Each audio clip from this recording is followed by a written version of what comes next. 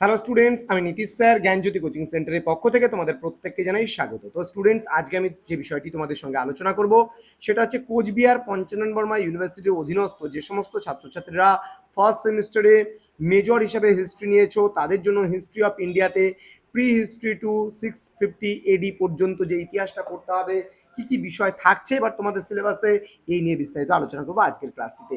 তো তোমরা যারা এখনো পর্যন্ত আমাদের অফিসিয়াল ইউটিউব চ্যানেলটিকে সাবস্ক্রাইব করোনি তারা অবশ্যই চ্যানেলটিকে সাবস্ক্রাইব করে পাশে থাকা বেল আইকন অল প্রেস করে দাও, যাতে নেক্সট টাইম থেকে কোনো ভিডিও আপলোড করলে তার নোটিফিকেশন সবার আগে তুমি পেতে পারো।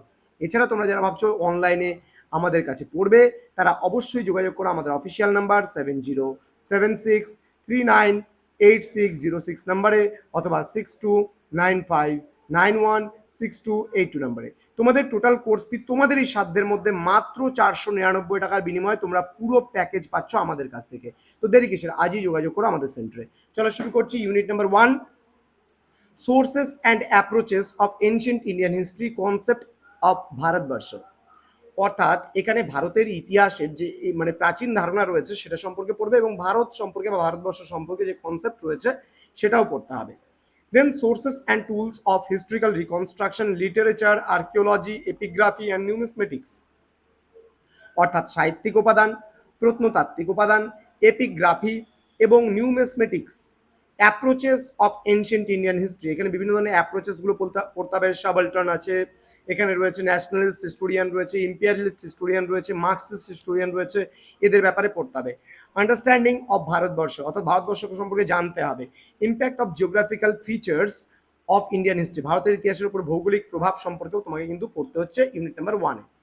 Unit number 2, pre historic age, প্রাগৈতিহাসিক যুগ। প্রাগৈতিহাসিক যুগের মধ্যে তোমাদের পড়তে হবে প্যালিওলিথিক কালচার মানে প্রাচীন প্রস্তর যুগ, মেসোলিথিক কালচার মানে মধ্যপ্রস্তর যুগ, ফুড প্রোডাকশন এই পার্টটা হচ্ছে নিওলিথিক এজ। তাহলে প্রাচীন প্রস্তর যুগ, মধ্যপ্রস্তর যুগ, নব্যপ্রস্তর যুগ, যখন আমরা ডিটেলস জানবো তখন ভেতর থেকে কি কি পড়তে হবে সেগুলো আমরা পরে জেনে নেব। এবার চলে আসবো আমরা 3 number unit, protohistoric age মানে প্রায় ঐতিহাসিক যুগ, যেটাকে হরপ্পা সভ্যতার যুগ বলা হয়। The Harappan civilization, origin, extent, major sites. অর্থাৎ হরপ্পা সভ্যতার সম্পর্কে তোমরা অরিজিন মানে উৎপত্তি জানবে, হরপ্পা সভ্যতার বিস্তার জানবে এবং মেজর সাইটসগুলো মানে মূল মূল কেন্দ্রগুলো সম্পর্কেও কিন্তু তোমরা পড়বে। Then social and political organization, সামাজিক এবং রাজনৈতিক সংস্থাগুলো সম্পর্কে পড়বে। রিলিজিয়াস বিলিভস বলতে গেলে কি বোঝাচ্ছে, যে ধর্মীয় যে বিশ্বাস সেগুলো পড়বে এবং প্র্যাকটিসেস মানে আচরণগুলো কি কি রয়েছে পড়বে। হরপ্পান ট্রেড পড়বে, আর্ট অ্যান্ড আর্কিটেকচার পড়বে, হরপ্পার স্থাপত্য শিল্প, ট্রেড মানে বাণিজ্য, এগুলো সম্পর্কে তোমরা পড়বে। দেন রয়েছে decline of Harappan cultures and it's contributions, অর্থাৎ হরপ্পা সভ্যতার যে পতনের কারণ এবং তার অবদান কি ছিল সেটা সম্পর্কে তোমরা পড়বে। দেন ইউনিট নাম্বার 4-এ আমরা পড়বো বৈদিক সিভিলাইজেশন। বৈদিক সিভিলাইজেশন থেকে দ্য আরিয়ান্স পড়বো, দ্য আরিয়ান প্রবলেম পড়বো, original homeland of the Aryans পড়বো, স্প্রেড অফ দ্য আরিয়ান্স পড়বো, অর্থাৎ আর্যদের সমস্যা, আর্যদের আদি বাসস্থান কোথায় ছিল, দেন আর্যরা কি করে বিভিন্ন স্থানে ছড়িয়ে পড়েছিল, আর্য বলতে আমরা কাদের বোঝাই, সেই সমস্ত প্রত্যেকটা বিষয় আমরা কিন্তু জানবো এবং পড়বো। তারপরে বলছে বৈদিক লিটারেচার। বৈদিক লিটারেচার বলতে বৈদিক সাহিত্য। বৈদিক সাহিত্য থেকে আমরা এপিক্স পড়বো, রামায়ণ পড়বো, মহাভারত পড়বো। সোসাইটি, ইকোনমি, পলিটি, রিলিজিয়ন, তোমার হচ্ছে military techniques and Aryans and of the Aryans. Okay, varna system and position of women, অর্থাৎ বর্ণ ব্যবস্থা সম্পর্কে পড়বো, ঋগ্বৈদিজ, এবং পজিশন অফ ওমেন বলতে গেলে নারীদের অবস্থান সম্পর্কেও কিন্তু আমরা এখানে পড়বো। নেক্সট আমরা পড়বো ইউনিট নাম্বার 5 থেকে new religious movement and philosophy, অর্থাৎ নতুন ধর্মীয় আন্দোলন এবং ভারতীয় দর্শন সম্পর্কে আমরা পড়বো। মেটেরিয়াল অ্যান্ড ইডিওলজিক্যাল ব্যাকগ্রাউন্ড পড়বো। জৈনিজম, বুদ্ধিজম, আজীবিকাস, ভাগবতিজম অ্যান্ড শৈবিজম সম্পর্কে পড়বো। সদা দর্শন সম্পর্কে আমরা কিন্তু পড়বো।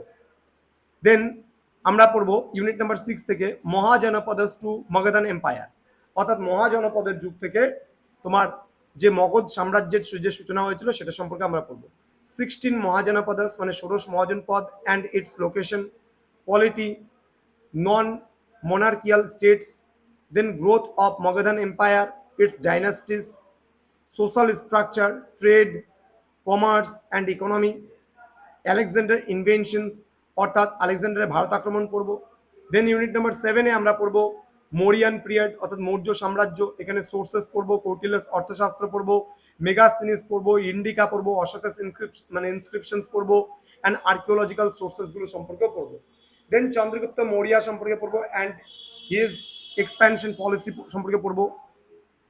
Kautilya Saptanga theory, of state, origin of kingship, Ashoka's the great, Ashoka's Dhamma পড়বো আমরা, downfall of the Mauryan empire, socio economic condition, art and architecture.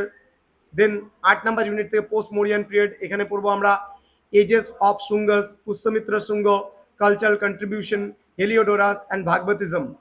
Then Indo Greeks, Shakas, এদের ব্যাপারে পড়বো। দা সাতবাহনাস, পলিটি পড়বো। Then trade and trade routes, Indo Roman trade. Then the কুশানাসদের ব্যাপারে আমরা পড়বো, aspects of polity, religion and culture. The Sangam age, society and literature.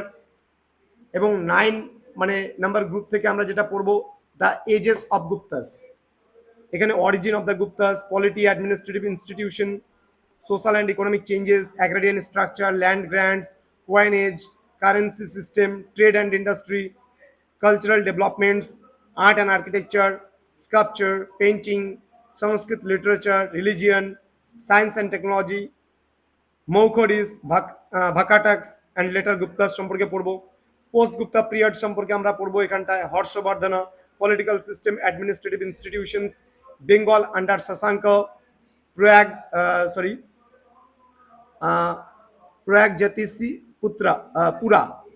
দেন হচ্ছে Chalukyas, Pallavas, polity, society, economy, cultural developments. Okay, then unit number 11, social and cultural conditions, ancient India, caste system in ancient India, educational system ancient India, science and technology in ancient India, marriage system and coinage in ancient India, ethics of Indian value, health consciousness in ancient India, Ayurveda and yoga.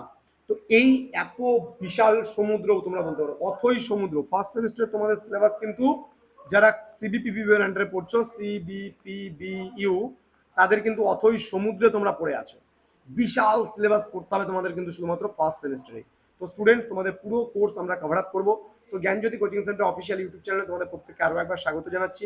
যারা এখনো চ্যানেলটিকে subscribe করনি তারা অবশ্যই চ্যানেলটিকে subscribe করে আমাদের সঙ্গে থাকো, পাশে থাকো।